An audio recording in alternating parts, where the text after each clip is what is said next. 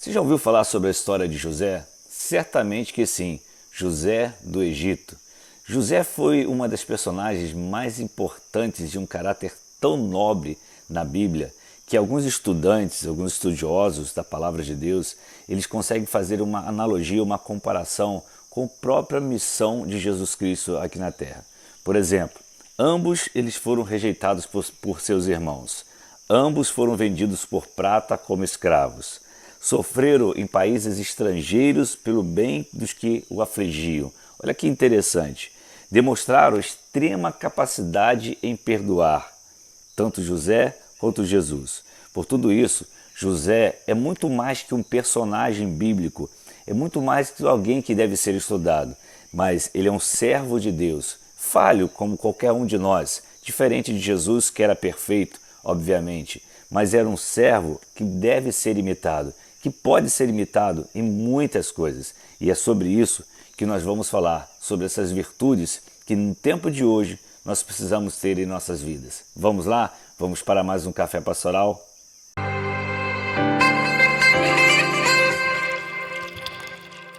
Shalom pessoal, bom dia, graça e paz, a paz do Senhor Jesus a todos, um dia muito abençoado para você e toda a sua família, e te convido aí para tomar mais um café pastoral com a gente. Eu quero ler o texto com você de Gênesis capítulo 49, versículos de 22 a 26, que diz assim: José é uma árvore frutífera à beira de uma fonte, cujos galhos passam por cima do muro.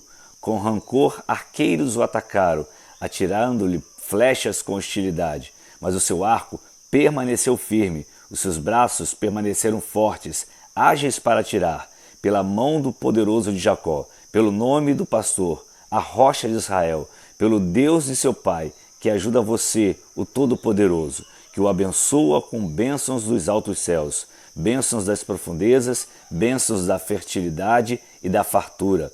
As bênçãos de seu pai são superiores às bênçãos dos montes antigos, às delícias das colinas eternas. Que todas essas bênçãos repousem sobre a cabeça de José, sobre a fronte daquele que foi separado de entre os seus irmãos. Essa é uma declaração de bênção sobre a vida de José. Se formos fazer um resumo da vida de José, algo que talvez você conheça bastante, vamos relembrar, ou talvez alguém que esteja conhecendo hoje. Bom, José foi o primeiro filho de Raquel. Ele era responsável por vigiar seus irmãos e ajudá-los no cotidiano, no dia a dia da vida deles. José recebe de Deus 2 sonhos, e esses 2 sonhos geram uma fúria, um ciúme muito grande por parte dos seus irmãos.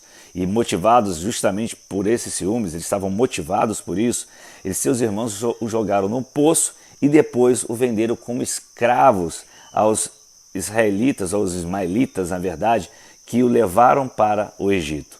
Depois disso, ele foi vendido como escravo para Potifar, e ali se tornou, Potifar era capitão da guarda de Faraó, né? E ali ele prosperou na casa de Potifar. Ele foi uma pessoa de muita fidelidade, mas logo veio a tentativa da mulher de Potifar de seduzi-lo e ele foge daquela situação, mas ele acaba sendo acusado de estupro. Foi lançado na prisão como estuprador. Olha só que situação de maneira cruel. Mas logo, lá na prisão, ele ganha então a confiança do carcereiro.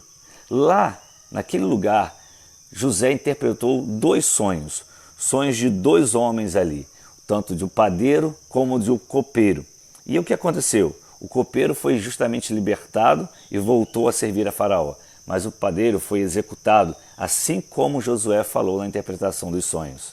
E só que aconteceu uma coisa: o copeiro esqueceu de José naquela prisão, e por longos 2 anos, até que, quando o Faraó teve também sonhos, José foi chamado à presença de Faraó, porque o copeiro lembrou-se daquele tempo de José. José interpreta os sonhos de Faraó, orienta Faraó e é colocado como governador sobre todo o Egito. Se torna o 2º homem mais importante do Egito. E nesse tempo nunca houve tanta prosperidade naquele lugar, nunca houve tanta conquista. Mesmo no tempo de fome, o Senhor estava com José. José tem tantas lições a nos ensinar que nós podemos aprender com ele uma série de coisas que devemos aplicar em nossa vida. Que se levantem os Josés no tempo de hoje, né? Com essa mesma unção para enfrentar as crises que nós estamos enfrentando. Quando chegou o tempo de fome, José, continuando a história, ele recebe lá no Egito seus irmãos, que no primeiro momento não o reconheceram, mas José os reconheceu. E depois de algumas estratégias, José revela-se àqueles seus irmãos. Ele traz seu pai, Jacó, para viver com ele no Egito. Jacó morre e seus irmãos ficaram preocupados de José agora querer se vingar da situação que aconteceu no passado. Mentem para ele dizendo que seu pai havia pedido a José para perdoá-lo.